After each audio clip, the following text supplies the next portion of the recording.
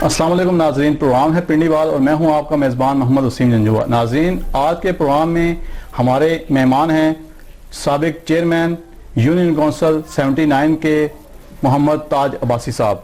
नाज़रीन, ताज अब्बासी साहब ने सन 2001 से लेकर 2015 तक यूनियन कौंसिल 79 चकलाला रहमताबाद के आप पहले नाज़िम रहे, उसके बाद आप चेयरमैन रहे। आपने इस दौरान इस आबादी का सबसे बड़ा मसला जो कि पानी का था, लोग पानी के बर्तन उठाए हुए दर बदर कहीं इधर कभी यहाँ कभी वहाँ दर बदर की ठोकरें खाने पर मजबूर थे। आपने इस आबादी का सबसे बड़ा मसला एशियन तरक्याती बैंक के साथ मिलकर इस मसले को हल किया और जब पंजाब की तमाम यूनियन कौंसिल का मुकाबला हुआ तो इस यूनियन कौंसिल को वर्ल्ड बैंक की तरफ से इनाम भी मिला। और भाई साहब, सबसे पहले हम आपको अपने प्रोग्राम में खुश आमदीद कहते हैं। आपसे सवाल ये करेंगे कि आप चूँकि 3 दफ़ा इस इलाके के चेयरमैन रह चुके हैं, आपने पानी का मसला हल कर दिया, सेहत के हवाले से भी काम आपने किया हुआ है और उसके साथ साथ आपने कूड़ा करकट का मसला भी हल किया है। मज़ीद आप क्या क्या काम करने के इरादे रखते हैं, अगर आपको सियासत का और इस इलाके की खिदमत का मौका मिला तो? बिस्मिल्लाहिर्रहमानिर्रहीम। सबसे पहले तकवीर न्यूज़ और उसकी टीम पूरी का शुक्रिया और आपका भी शुक्रिया कि आज आपने हमें मौका दिया कि हम अपने इलाके के बल्दियाती निज़ाम के ज़रिए से जो हमने इस इलाके के काम करवाएँ, इनकी कोई तफसील आपको बता सकें और आइंदा के लिए जो भी हमारी ज़रूरियात है उन पर बात कर सकें। तो सबसे पहले तो गुजारिश ये है कि 2000 में आप इस इलाके के मतलब सब कुछ जानते हैं कि इस इलाके में इंसानी बुनियादी ज़रूरियात नहीं थी। बेसिक ये एक अच्छी आबादी थी और फिर साथ आस्ता आस्ता करते करते यहाँ पे नई आबादियाँ हुई और उन आबादियों में जो नई कॉलोनी बनाई गई उसमें लोगों ने ज़मीनें बेचकर, प्लाट बेचकर, बगैर किसी सहूलत दिए हुए अपने पैसे इकट्ठे किए और साइड पे हो गए। इसलिए यहाँ पे बुनियादी ज़रूरियात नहीं थी। तो उस वक़्त 2001 का जो इलेक्शन है, जब अल्लाह ने मेहरबानी की और अवाम ने हमें वोट दिया, तो उसके ऊपर फिर हमने अपनी पूरी टीम के साथ मिलकर पूरी एक मनसूबाबंदी के तहत ये फैसला किया कि हमने अपने इलाके की ज़रूरियात को पूरा करना है, चाहे उसके लिए हमें जहाँ भी जाना पड़े। उस वाले से हमने कोई सियासत नहीं करनी, किसी पार्टी को हमने नहीं देखना। तो अल्लाह ने मेहरबानी की, अल्लाह ने हाथ पकड़ा हमारा और हमने बुनियादी मसाइल में सबसे बड़ा मसला आपको बताया पानी का था। वो पानी का मसला प्रॉपर तरीके से हल किया और अपनी मतलब आपके तहत एशियन बैंक के तावन से हल किया है और आज तक अल्लाह के फजल करम से 15-16 साल हो गए हैं। हमने इसको एक मॉडल प्रोजेक्ट के तौर पे चला रहे हैं उसको। इसके साथ सफाई का मसला था, वो अल्लाह ने मेहरबानी की कि एक पायलट प्रोजेक्ट हमने शुरू किया। पूरी रावलपिंडी के अंदर पहली यूनियन कौंसिल हमारी है कि हमने अपनी मतलब आपके तहत डोर टू डोर कलेक्शन शुरू की और वहाँ पे सॉलिड वेस्ट मैनेजमेंट का एक छोटा सा निज़ाम बनाया। उसको लेकर पठवार टाउन ने अपने रिप्लिकेट किया। फिर इसी हमारे इस प्रोजेक्ट को अल्लाह के फजल करम से गवर्नमेंट पंजाब ने स्टडी किया और फिर तुर्की के तामन से आज अल्लाह के फजल करम से लाहौर में, रावलपिंडी में, फैसलाबाद, बड़े शहरों में ये हमारा जो प्रोजेक्ट है ये अच्छे तरीके से इलाके की सफाई सुथराई कर रहा है। इसी के साथ साथ गलियाँ, इसके अलावा सेहत की सहूलियात, जो कुछ हमसे बन पड़ा अल्लाह के फजल करम से हमने किया है। और आज अल्लाह के करम से 2015 दिसंबर में ये तीसरा इलेक्शन हमने जीता था और उसके बाद हमारे पास इस वक्त कोई ऐसा तरक्याती वाले से कोई बड़ा काम नहीं है। हाँ, दुनिया की ज़रूरियात, लोगों की ज़रूरियात तो दिन ब दिन चेंज हो जाती हैं। जैसे कि इस वक्त हमारे नौजवानों के लिए रोज़गार का मसला है, ठीक है, हमारे नौजवानों के लिए खेल के मैदान नहीं है और कोई सेहतमंद तफरी नहीं है। इस वजह से हमारे नौजवान हम उसके बारे से बहुत परेशान हैं। तो हम ये समझेंगे कि इंशाल्लाह ताला नेक्स्ट आने वाले प्रोग्राम में, नेक्स्ट जो हमारा इलेक्शन आ रहा है बल्दियाती, इसमें हम मशावरे के साथ जो भी फैसला करेंगे आप सब दोस्तों के, पूरे इलाके के दोस्तों के साथ मिलकर, तो जो भी होगा अपने मुस्बत किरदार अदा करेंगे और उसमें हमारे इलाके की जो बकाया ज़रूरियात हैं, जिसमें हमारे इस इलाके में बहुत बड़ा एक मसला सेहत का इस वाले से है कि आपके सामने डेंगू का मसला इस वक्त है और बर वक्त इंतजाम ना होने की वजह से इस वक्त यहाँ पे बहुत सारी मौत हो चुकी हैं, बहुत सारे लोग अस्पतालों में दाखिल हैं और जानी और माली बहुत ज़्यादा नुकसान हो रहा है और मिस मैनेजमेंट की वजह से इस वक्त वसाइल बहुत ज़्यादा इस्तेमाल हो रहे हैं। तो इंशाल्लाह हम अपनी तरफ से कोशिश करेंगे कि अपने इलाके के जो दीगर छोटे मोटे मसाइल हैं उनको लेकर अपने इस इलाके के अच्छे लोगों को साथ मिलाकर हमने ये नहीं देखना कि कोई कितना एक मजबूत है कितना कमजोर, हमने ये देखना है कि उसकी कैटेगरी अगर ऐसी हो कि वो अच्छा एक करेक्टर वाला इंसान हो, उसको लेके इंशाल्लाह इस पूरे इलाके के बल्दियाती निज़ाम में अपना किरदार अदा करेंगे ताकि हमारे जो बकाया मसाइल में वो हल हो सके। अच्छा भाई साहब, मुझे ये बताएं कि आपने जो पानी का मसला हल किया है, सफाई का मसला हल किया है, नो डाउट कि आपने एक बड़ी खिदमत की है। इस सिलसिले में क्या किसी सूबाई MPA और MNA ने भी आपकी हेल्प की है? जाहिर ये है कि जब हमने ये प्रोग्राम शुरू किया था उसमें एशियन बैंक का जो प्रोजेक्ट आया था गवर्नमेंट पंजाब का था, हेल्प तो नहीं की मगर यह है कि रुकावटें डाली गई उस वक्त। अच्छा, रुकावटें डाली गई, बहरहाल अल्लाह ने मेहरबानी की, उन रुकावटों को हमने बड़ी हिकमत के साथ दूर किया। उसके बाद जो हमारी ज़रूरियात थी हमने अपने अल्लाह के फजल करम से हमारी इतनी एक स्टैंडिंग है कि हम जो काम जिस हवाले से था हमने उसको करवाया। ठीक है। हमने ना किसी MPA को ना किसी MNA को तकलीफ दी है, बल्कि हमने अपनी पूरी टीम को साथ देकर अपने मतलब के विजन के मुताबिक हमने उस दरवाजे पे दस्तखत दी है जिसमें हमारा काम था। अल्लाह ने मेहरबानी को सारे काम हुए हैं। ठीक है। अच्छा बात साहब, ये बताएं कि इस वक्त डेंगू का जो मसला है, इंतज़ामिया ने इस इलाके में स्प्रे वगैरह करवाया है या और कोई टीम वगैरह आई है, आ रही हैं टीमें इस वक्त यहाँ पे? नहीं, इस वक्त तो वो आगामी सूरत में बहुत बड़ा मतलब के ऑपरेशन हो रहा है इसमें। इसमें स्प्रे हो रहे हैं, इसमें घर घर जाके मतलब वो सर्वेलेंस हो रही है, सारा काम हो रहा है। उसमें एक मोबाइल गवर्नमेंट ने बनाई है, एक बहुत बड़ी एक डिस्पेंसरी समझ लें। ये बताएं कि आप इस इलाके के 2 दफ़ा नाज़म 1 दफ़ा चेयरमैन रह चुके हैं, मुस्तकबिल में क्या आप ही सियासत करेंगे या आप ये इलेक्शन में हिस्सा लेंगे या आप अपने किसी कोई टैलेंटेड बंदे को या कोई और जिम्मेदार आदमी को सामने लेके आएंगे? इस बारे से गुजारिश ये है जी कि हमने पहले भी इस अपनी पूरी कम्युनिटी के उन लोगों को जिनको हमने महसूस किया, ठीक है, हमने समझा कि ये बेहतर लोग हैं, उनको साथ मिलाकर मशावरत से काम किया है। अब भी हम उस नहीं करेंगे। ठीक है। ये हमारे कोई बाप की जगीर तो है नहीं। सही कि हम कोई इस पे कोई हमारा कोई दावा नहीं है। हमने इस कम्युनिटी के लिए काम करना है, कम्युनिटी के जरिए से करना है और अल्लाह के फजल करम से रहमताबाद का नाम पूरी दुनिया के अंदर CBO रहमताबाद के नाम से इसलिए मशहूर हुआ है कि हमने कम्युनिटी को मोटिवेट किया है, ठीक है, उनको सत्ता पेशावर में शामिल किया और इलाके के काम करवाए हैं। अब भी इंशाल्लाह ताला हम अपने जो यहाँ पे जानजीदा लोग हैं उनको मिला के अपने आने वाले इलेक्शन को भी मेंटेन करेंगे और आगे भी इंशाल्लाह जब तक जिंदा इस इलाके की खिदमत करते रहेंगे। नाज़रीन, मोहम्मद ताज बख्श साहब सरपरस्त आला मरकज़ी अंजमन ताजरान रावलपिंडी भी हैं और इसके साथ साथ चूँकि आपका कारोबार फर्नीचर का है और आप फर्नीचर डीलर्स एसोसिएशन के भी सदर हैं, तो आपसे इस हवाले से भी ज़रूर बात करेंगे कि इस वक्त जो हुकूमत ने टैक्स आयद किया हुआ है उस हवाले से ताजर एहतजाज कर रहे हैं। बादशाह साहब, मेरा आपसे सवाल ये है कि क्या टैक्स कुछ ज़्यादा लग गया है या किस वजह से ताजर जो हैं इस वक्त सड़कों पे हैं, वो क्यों एहतजाज कर रहे हैं? क्या वो टैक्स नहीं देना चाहते? बजट 2019 में जो FBR ने ये बजट तैयार किया है, ये असल में FBR ने तैयार नहीं किया, ये IMF की गाइडलाइन है सारी। ठीक है। बुनियादी प्रॉब्लम ये है और IMF ने उनको शराइत के ऊपर जो कर्जा देना है उन शराइत में ये शामिल है कि पाकिस्तान की आखिरी हद तक जो छोटी से छोटी दुकानदार भी जो है उसको भी आप टैक्स नेटवर्क में लाएं। ठीक है। अब सूरत ये है कि कारोबार और ताजर की मुख्तलिफ कैटेगरी हैं। एक ताजर है कि जो बड़ी मुश्किल से अपने बच्चों का रोजगार कमाता है, बड़ी मुश्किल से, वो कई दफ़ा उसको किराया भी महीने का नहीं पड़ता उसको। ठीक है। दूसरा ये है कि दरमियानी तबके का ताजर है जो कि इनकम टैक्स अदा करता है और अपने बच्चों की सफेदपोश तरीके से मतलब परवरिश भी कर रहा है और अपनी जिम्मेदारी पूरी कर रहा है। तीसरे कैटेगरी के जो ताजर हैं या इंडस्ट्रियलिस्ट जो हैं वो हर तरह का टैक्स दे रहे हैं, इनकम टैक्स भी दे रहे हैं, सेल टैक्स भी दे रहे हैं, ड्यूटियाँ भी दे रहे हैं, सब कुछ दे रहे हैं। अब हमारा जो छोटे ताजरों का मसला है वो ये है कि इन्होंने हमारे उस 70 लाख के करीब ताजरों को सेल टैक्स नेट में लाने के लिए एक अजीबोगरीब मंतक जो है ना वो पेश की है। वो ये कहते हैं कि जी जो बड़े इंडस्ट्रियलिस्ट हैं, जो बड़े कोपरी वाले हैं, जब वो माल तैयार करते हैं, जब वो माल बेचते हैं बाजारों में या अपने डीलरों के पास, तो वो वहाँ पे सेल टैक्स अदा नहीं करते। अब हम इस बात को तस्लीम नहीं करते क्योंकि उनके गेट के ऊपर FBR के लोग बैठे होते हैं, टैक्स के लोग बैठे होते हैं।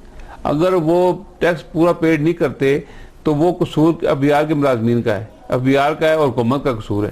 ठीक है। अब हम जो है वो हमें ये कहते हैं कि आप टैक्स ना दें, आप सिर्फ डॉक्यूमेंटेशन करें कि आप जिससे सामान लें उसको जाकर अपने शहादत कार्ड कापी दें और जितना सामान लेके हैं उसको आप नोट करें और उसके लिए आप काउंटर रखें, उसके लिए आप फिर वकील रखें जो हर 15 दिन बाद हर महीने बाद जाकर रिटर्न जमा करवाए और साल के बाद आप उसका हिसाब रख के हमें दें। सिर्फ हम आपके जरिए से उन बड़े चोरों को पकड़ना चाहते हैं कि जो इंडस्ट्रियलिस्ट हैं, जो बड़े लोग हैं। अब दिखाएं ये उनका गलत मौकफ है। हम ये कहते हैं कि हम हर चीज पे टैक्स दे के आते हैं।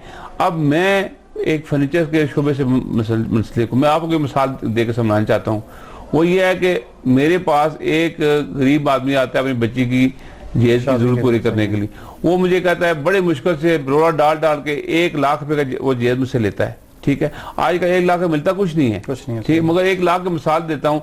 अब वो गवर्नमेंट ये कहती है कि 1 लाख पे मैं 17,000 रुपया उससे सेल टैक्स वसूल करो। ठीक है, 1,17,000 रुपया उससे वसूल करो, 17,000 रुपये का हिसाब रखो, पूरा महीना में जितनी आप सेल करते हो वो पैसे इकट्ठे करो और जाके खजाने में जमा कराओ और पूरे साल बाद उसके मुताबिक हमें इनकम टैक्स दो। हम ये कहते हैं कि हम गरीब के ऊपर जुल्म क्यों करें भाई, हम जो भी चीज लेके आते हैं उस पर टैक्स अदा करते हैं। जितनी चीजें मैं बनाता हूँ अपनी वर्कशॉप में वो सब पेड शुदा टैक्स पेड शुदा होती है। अब मैं आगे किसी गरीब को जुल्म नहीं कर सकता। फिर दूसरी बात यह कि हमारे फर्नीचर के मुतलका 1000 फुट की कोई वैल्यू नहीं है। एक सेट जो है जिसकी कीमत 1 लाख रुपए है, 1.5 लाख रुपए है, वो 5 मरले जगह कवर करता है। एक बेड है, एक सोफा, एक ड्रेसिंग टेबल है, उसको आप रखें तो एक पूरी 4 मरले जगह कवर करता है। ठीक है, वो कहते हैं कि 1000 फुट से जो ज्यादा कवर्ड एरिया दुकानदार उसमें 17% टैक्स लगाएंगे। तो ये ऐसा जुल्म है, ऐसी ज्यादती है, ठीक है, जिसके खिलाफ पूरे पाकिस्तान के ताजिर मुत्तहिद मुतफिक हैं। और हम ये कहते हैं कि हम टैक्स देना चाहते हैं, हमारे ऊपर आप फिक्स टैक्स लगाएं, कैटेगरी वाइज लगाएं। जो आप देखें कि इसकी कैपेसिटी कितनी है कैटेगरी के बाद से उसको हम टैक्स अदा करने के तैयार हैं। हम इस मुल्क के रिहायशी हैं, हम इस मुल्क को टैक्स देना चाहते हैं। हम टैक्स नहीं देंगे तो मुल्क को चलेगा किस तरह। मगर सबसे बड़े चोर और सबसे बड़े इस एफबीआर के जो लोग हैं वो रुकावट रास्ते में हुकूमत के और ताजरों के दरमियान। नहीं, आप इसे अलग किस तरह करते हैं? बड़े जो ताजर हैं वो क्या कह रहे हैं, उनका क्या मौक़िफ़ है, और जो अब छोटे ताजर हैं वो किस तरह उन्हें डील करना चाहिए?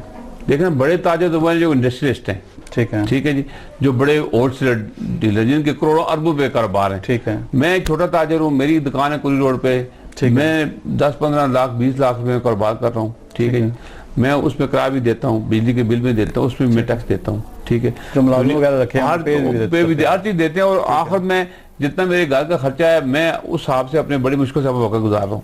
ठीक है, और मैं इनकम टैक्स भी दे रहा हूँ 1985 से। ठीक है, अब मैं इनकम टैक्स भी दूं, हर चीज पे टैक्स भी दूं, और फिर मैं बिला वजह का मुलाजिम क्यों बनूं एफबीआर का? लेकिन एफबीआर जिससे टैक्स लेना चाहती है उससे प्रॉपर तरीके से टैक्स ले ना भाई। हमें एजेंट क्यों, हम क्यों टोट बने एफबीआर किसी दूसरे का? ठीक है, मतलब हमें टोट बना के उनसे वो कहते हैं वो चोर है, उनकी हमने चोरी पकड़नी है। अगर चोरी पकड़नी है तो वहां पे कोई अच्छे ईमानदार लोग बिठाओ जो उनको कहेंगे भाई अगर आपकी 100 गाड़ी जाती है माल की तो 100 के ऊपर पूरा टैक्स दो। अब दो वो कहते हैं कि 2 का टैक्स देते हैं और 98 गाड़ियां सब निकाल लेते हैं, तो हमारा कसूर तो नहीं है। ये असल इशू ये है। अच्छा, इस वक्त मुझे ये बताएं कि कितनी ताजर तंजीमें हैं रावलपिंडी की? तकरीबन जिला रावलपिंडी कितनी ताजर तंजीमें हैं? रावलपिंडी की तो मैन 2-3 ताजर तंजीमें हैं, उसमें मर्ज़गंज में ताजरान है, एक दूसरा ग्रुप है, मतलब उनका शायद ग्रुप पाचा साहब का एक ग्रुप है, एक शजीर मीर साहब का ग्रुप है। ठीक है जी, हमारी अपनी एसोसिएशन है, फर्नीचर डीलर एसोसिएशन रावलपिंडी जो है उसका अपना एक वजूद है, उसके हमारे 3604 हमारे मेम्बरान हैं। इसी तरीके से मतलब छोटी मोटी और तंजीमें भी होंगी, वो मुकामी सतह की बड़ी 2-3 तंजीमें ही बस। नहीं तो ये इस टैक्स के मामले के ऊपर क्या सारी तंजीमें एक पिच के ऊपर हैं? पूरे पाकिस्तान की ताजी तंजीमें एक पेज के ऊपर हैं। ठीक है, पूरे पाकिस्तान में मुख्तलिफ ग्रुप हैं, बड़े 2-3 ही ग्रुप हैं, मुख्तलिफ ग्रुप हैं, और सारे के सारे इस बात में मुतफिक हैं। इस वाले से 7 तारीख को और 9 तारीख को इस्लामाबाद में कन्वेंशन हो रहे हैं। एक 7 को कन्वेंशन हो रहा है और एक 9 को हो रहा है। उसमें पूरे पाकिस्तान के ताजिर आ रहे हैं और वो आके आइंदा के लाए मतलब के ऐलान करेंगे कि अगर गवर्नमेंट नहीं मानती तो हमने फिर अगर क्या करना है, हमने 1 महीने के लिए दुकानें बंद करनी है, हमने पूरे पाकिस्तान के हर जिले में धरने देने हैं, हर तहसील में धरने देने हैं, जब तक हमारा ये जायज़ मुतालबा हल नहीं होता कि हम पे फिक्स टैक्स लगाया जाए। एक दुकानदार अगर 5,000 का काबल है, उसको 5,000 की रसीद दी जाए, उससे टैक्स लिया जाए। ठीक है। एक 20,000 का, उससे 20,000 लिया जाए। एक 50,000 उससे 50,000 लिया जाए। ठीक है। अच्छा भाई साहब ये बताएं कि ये जो छोटे ताजर हैं वो भी आपके साथ हैं, जो छोटी मोटी दुकानें हैं जिनकी, वो भी इस एहतजाज में आपके साथ हैं? हर कारोबारी बंदा हमारे साथ है।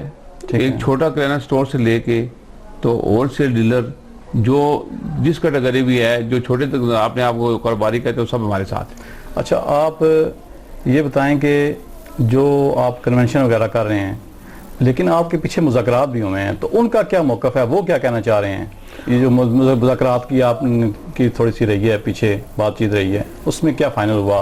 उसमें देखें, जो हमारी मुज़ाकराती टीम है, जिसको खुद आइडेंटिफाई नोटिफिकेशन किया गवर्नमेंट ने और FBR ने, उनके सामने जब वो लाजवाब हो जाते हैं बिल्कुल, तो फिर आखिर में वो कहते हैं कि ये अब हम कर कुछ नहीं सकते, क्योंकि IMF की तरफ से हमारी ये डायरेक्शन है कि आपने ये काम करना है और हमने ये काम करना है, जो मर्जी हो जाए, आप ना दें हम देख लेंगे, अगर आप ना देंगे तो चुप होकर बैठ जाएंगे। इस तरह की बातें करते हैं।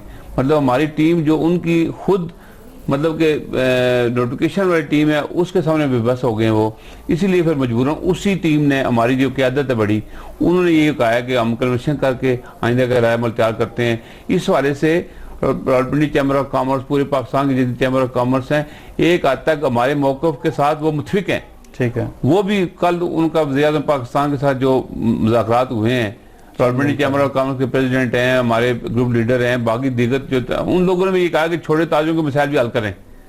ठीक है। हाँ, इसमें नहीं, वज़ीर-ए-आज़म साहब ने वैसे मुलाकात में यकीन दहानी करवाई है, तो पैगाम पहुंचा है आपको कि आप एहतजाज फॉरवर्ड कर दें या स्टॉप फिलर कर दें कि मसला वज़ीर-ए-आज़म साहब आपका मसला हल करेंगे? देखिए जी, ये तो अफसोसनाक बात है ना, ठीक है। हमारी जो बड़ी मतलब कि एलियट की जो हमारी ताजे तंजीमें समझ लें, या जो बड़े आइकून है पाकिस्तान के बिजनेस के, उन्होंने चीफ साहब के साथ मुलाकात की है। ये मुलाकात पाकिस्तान के लिए कोई नेक शगुन नहीं है। ठीक है। मतलब वज़ीर-ए-आज़म की मौजूदगी में, हुकूमत की मौजूदगी में, फिर उसके बाद दूसरे दिन वज़ीर-ए-आज़म साहब से मुलाकात हुई है। अब उसके बाद जो अमाद अदर साहब हैं, ठीक है, या जो शब्बर ज़ैदी साहब हैं, जो उनके बयानात आपको हमने TV में देखे हैं कि हम कानून के दायरे में रह कर काम करेंगे। हम वज़ीर-ए-आज़म साहब ने हमें कहा है, शब्बर ज़ैदी साहब ने फरमाया कि हमें वज़ीर-ए-आज़म ने ये कहा है कि फिक्स टैक्स स्कीम लाओ। देखते हो क्या करते हैं। हमने अपना एहतजाज करना है, 7 को भी करना है, 9 को भी करना है। उसके बाद अगर वो हमारे लिए फिजिबल कोई प्लान लाते हैं तो हम वेलकम करेंगे उसको इंशाल्लाह। तो अगर नहीं लाते तो इंशाल्लाह अल्लाह के फजल करम से पाकिस्तान में ताजरों की इतनी बड़ी ताकत है, छोटे ताजरों की, और साथ हमारे साथ बड़े ताजर भी हैं, इंडस्ट्रीज भी, सब हमारे साथ हैं। एक दफ़ा ये होगा कि अल्लाह के फजल करम से हुकूमत को ये समझ आ जाएगी कि वाकई IMF की बात नहीं माननी, बल्कि इस गरीब आवाम की बात माननी। ठीक है। अच्छा, 7 को आप कौन सा एहतजाज कर रहे हैं और फिर 9 को कौन सा एहतजाज आप कर रहे हैं? एहतजाज एक ही है। ठीक है। ग्रुप 2 हैं। ग्रुप 2 हैं। ठीक है जी। उन्होंने यह फैसला किया है कि ठीक है, आप अपने प्लेटफार्म पे कन्वेंशन करके आप अपने पूरे पाकिस्तान में जो आपके दड़े हैं उनको बुला के आप अपनी बात भी रखें, वही बात वही होगी। ठीक है। सिर्फ ये होता है कि कोई 2 भाई भी हैं, उनमें अगर थोड़ा सा ऐसा मामला हो तो ठीक अपने, हाँ, इख्तिलाफ कोई नहीं है, तंजीमें लगा देता है। तो वो तंजीमें, जिस पीपल पार्टी का एक कन्वेंशन होता है, एक जमात इस्लामी का होता है, एक तहरीक इंसाफ का होता है, एक नून लीग का होता है, कई दफा इकट्ठे हो जाते हैं फिर किसी बात पे। इसी तरीके से काज एक ही है, स्ट्रगल अपने तरीके से कर रहे हैं और हम सबको वेलकम कहते हैं। और इंशाल्लाह जायज़ आता है, हम इंशाल्लाह अपनी बात को रखेंगे। नजायज़ हम बिल्कुल नहीं करते, मगर यह कि जायज़ के लिए इंशाल्लाह आखिरी हद तक भी हम जाएंगे। कहीं ऐसा तो नहीं है कि कोई आपको ऐसे इस्तेमाल कर ले कि जिस तरह के मौलाना फजल रहमान साहब भी इस्लामाबाद के लिए निकल रहे हैं, जी, तो वो फिर आपको भी उसी एहतजाज में शामिल करवा दें बीच में? ऐसी तो कोई बात नहीं है। देखिए जी, हमारे पास हमारे ताजे तंजीमों के अंदर हर जमात के लोग हैं। ठीक है। हमारे PTI के दोस्त भी हैं, नून लीग के भी हैं, जमात इस्लामी के भी हैं, ANP के भी हैं, सब लोग हैं। और हमने ये तैयार किया और हमने ये कसम खाई है कि हम ताजर इत्तेहाद और ताजर मफाद के ऊपर किसी चीज़ को तरजीह नहीं देंगे। कोई पार्टी नहीं है, कोई कुछ नहीं है, ताजर इत्तेहाद है और ताजर मफादात है। उसमें हम किसी पार्टी के ऊपर ना इन्हिसार करेंगे, और ना ही किसी के हाथों हम इस्तेमाल होंगे। हमारा एक अपना एहतजाज हमारा एहतजाज और हमारा जायज मतलब इस वजह से हुकूमत पाकिस्तान मफलूज हो गई है, सिस्टम बैठ गया सारा, मतलब कि मैशियत तबाह होगी। हम तो चाहते हैं कि जल्द मसला हल हो और हम अपना कारोबार खुले और हुकूमत का पहिए भी चले और हमारे बच्चों के रोजगार भी बने। अच्छा अब्बास साहब, आप कश्मीरी भी एक लीडर हैं और कश्मीर से आपका एक तल्लक है। आप मुझे ये बताएं कि कश्मीर के ऊपर हुकूमत ने जो स्टैंड लिया है, क्या आप इससे मुतमिन हैं या चंद कदम और आगे जाना चाहिए हुकूमत को? अल्हम्दुलिल्लाह मैं एक कश्मीरी भी हूँ और कश्मीरी होने से पहले मैं एक पाकिस्तानी हूँ। ठीक है। हम एज ए मुसलमान, पूरी दुनिया के मुसलमान जो हैं वो एक जिस्म के मानंद है और जिस्म के किसी हिस्से में अगर कांटा भी चुभता है तो पूरे जिस्म को तकलीफ होती है। ठीक है। और हमारे दीन भी यही कहता है कि अगर पूरी दुनिया में कहीं भी किसी मुसलमान के ऊपर, मजलूम के ऊपर जुल्म किया जाए, उसका साथ दिया जाए। कश्मीर का इशू एक बहुत साफ सुथरा इशू है। ठीक है। कि उसको खुद हिंदुस्तान लेके अक़वाम मुत्तहिदा में गया है, वहीं उसने करारदाद पास करवाई है कि इस हिसाब राय करके जो कश्मीरी कहते हैं उनके मर्जी के मुताबिक फैसला किया जाए और पाकिस्तान को कहा जाए कि अपनी फौजें या अपने लोग पीछे हटाए। पाकिस्तान ने अक़वाम मुत्तहिदा की बात मानी और आज 72 साल से हिंदुस्तान मुख्तलिफ नेबाने करके वो खुद इरादियत का जो इनका हक है कश्मीरियों का वो उनको नहीं दे रहा है। और मौजूदा जो इकदाम किए हैं इंडिया ने या हिंदुस्तान ने, उससे हमारा कोई सरोकार नहीं है। हमारा एक ही मुतालबा है कि कश्मीर को आज़ादी चाहिए और कश्मीरियों के मर्जी के मुताबिक फैसला होना चाहिए कि कश्मीरी किसके साथ रहना चाहते हैं। कश्मीरी ये तो अंडरस्टूड बात है कि इंडिया के साथ नहीं रहना चाहते, बिल्कुल नहीं रहना चाहते। ठीक है। ये पाकिस्तान के साथ रहना चाहते हैं या आज़ाद रहना चाहते हैं, ये कश्मीरियों की मर्जी है, मगर उनको आज़ादी हर सूरत में मिलनी चाहिए। उसमें मौजूदा हुकूमत की तरफ से जो इक़दाम किए गए हैं, जो सफारती कोशिशें किए गए, हम उनको खारिज तहसीर पेश करते हैं। वज़ीर-ए-आज़म की इस दफ़ा जो अक़वाम मुत्तहिदा के प्लेटफार्म पर तकरीर है वो भी बड़ी शानदार तकरीर है, बहुत अच्छी तकरीर है, उसको हम अप्रिशिएट भी करते हैं, उनको उनका शुक्रिया भी अदा करते हैं एज ए कश्मीरी। ठीक है। मगर सूरत ये है कि इन बातों से बात बननी नहीं, सही है, अमल से दुनिया बनती है। ठीक है जी। और ये मेहरबानी करके हम उनसे ये गुजारिश करते हैं कि कश्मीरी जो हैं, जो कश्मीर में हैं, जो पाकिस्तान में हैं, जो पूरी दुनिया में हैं, इंडिया के लिए और इंडिया से आज़ादी हासिल करने के लिए कश्मीरी खुद ही बहुत है। सिर्फ आप बराए मेहरबानी आप हमें इजाज़त दें सिर्फ। ठीक है। क्योंकि आपकी इजाज़त के बगैर हम पाकिस्तान के किसी मफाद को नुकसान नहीं पहुंचाना चाहते। सही है। हम आपसे इजाज़त चाहते हैं, जिससे आपने खुद फरमाया है वज़ीर-ए-आज़म पाकिस्तान ने, कि हम कोई दुनिया साथ दे या ना साथ दे, पाकिस्तान कश्मीर के साथ खड़ा है। तो पाकिस्तान अगर कश्मीर के साथ खड़ा है तो खड़े होने में सिर्फ इतना ही मेहरबानी कर दे कि वो इजाज़त दे दे, हम जाने इंडिया जाने। हम पाकिस्तान को ये भी नहीं कहेंगे हमें असला दो, हम ये भी नहीं कहेंगे हमें कोई माली सपोर्ट करो, क्योंकि हम पाकिस्तान में रहते हैं और आज़ाद कश्मीर के लोग पाकिस्तान के कानून का एहतराम करते हैं। तो बराए मेहरबानी इस कश्मीर इशू के ऊपर अमली इक़दाम में सबसे बड़ा कदम ये है कि कश्मीर की आज़ादी के लिए, कि हमारा ये राइट है, ये इंटरनेशनल हमारा राइट है, इसमें कोई किसी किस्म की किसी जगह पे कोई रुकावट नहीं है। दुनिया के कानून के मुताबिक हम और आर पार दोनों तरफ आ जा सकते हैं और अपने भाइयों की मदद कर सकते हैं। ठीक है। तो मेरा ये मुतालबा है हुकूमत पाकिस्तान से और वज़ीर-ए-आज़म पाकिस्तान से कि आपने जो शानदार इक़दाम इससे पहले किए हैं उनमें अब ये इजाफा करें कि इस कश्मीर की आज़ादी के लिए कम अज़ कम कश्मीरियों को आइडेंटिफाई करके, कश्मीरियों को, बेशक पाकिस्तानियों को कहें कि आप ना जाएं, कश्मीरियों को कहें कि आपको इजाज़त है आप जाएं और अपने कश्मीरी भाइयों की मदद करें और जो हो सकता है आप करें, और इस पर हम उनके शुक्रगुजार होंगे। ठीक है। आप ये कहना चाहते हैं कि जो इंडिया है ना, वो लातों के भूत बातों से नहीं मानते हैं। जी तो नाज़रीन, मोहम्मद ताज बाज साहब की बातें आपने सुनी। इंशाअल्लाह अपने नए प्रोग्राम में किसी नए चेहरे के साथ आपसे मुलाकात होगी। तब तक के लिए अपना बहुत सारा ख्याल रखिएगा। अपने मेज़बान मोहम्मद वसीम जंजुआ को इजाज़त दीजिए। अस्सलाम वालेकुम।